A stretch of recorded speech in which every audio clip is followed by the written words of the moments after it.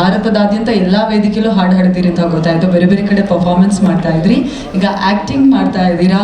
ಒಳ್ಳೆ ಡೈಲಾಗ್ ಕೂಡ ಹೇಳಿದ್ರಿ, ನಾವು ಕೊಡೋರು ಅಂತ ಹೇಳಿ. ಆ್ಯಕ್ಟಿಂಗ್ ಇಷ್ಟ ಆಯ್ತಾ, ಕಷ್ಟ ಆಯ್ತಾ, ಹೇಗೆ ಅನ್ನಿಸ್ತು ನಿಮಗೆ? ಸೊ ಫಸ್ಟ್ ಆಫ್ ಆಲ್ ಎಲ್ರಿಗೂ ನಮಸ್ಕಾರ, ಹೆಲೋ.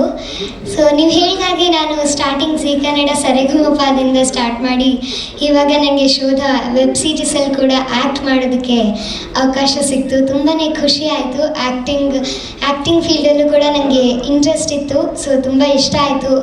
ನಾನು ಇಲ್ಲಿ ವರ್ಕ್ ಮಾಡಿ ತುಂಬ ಎಂಜಾಯ್ ಮಾಡಿದೆ.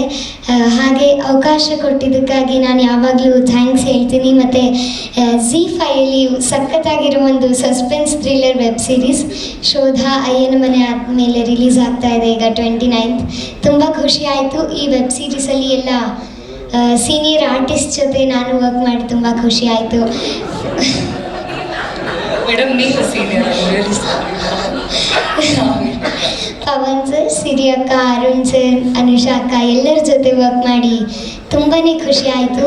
ನಾನು ತುಂಬ ಕಲ್ತಿದ್ದೀನಿ. ಸೊ KRG ಸ್ಟುಡಿಯೋಸ್ ಅವ್ರ ಕಡೆಯಿಂದ ಆಗ್ತಾ ಇದೆ. ತುಂಬ ಖುಷಿ ಆಯಿತು. ಮತ್ತೊಮ್ಮೆ ನನಗೂ ಕೂಡ ಅವಕಾಶ ಮಾಡಿಕೊಟ್ಟಿದ್ದಕ್ಕಾಗಿ ಎಲ್ರಿಗೂ ಥ್ಯಾಂಕ್ಸ್ ಹೇಳ್ತೀನಿ.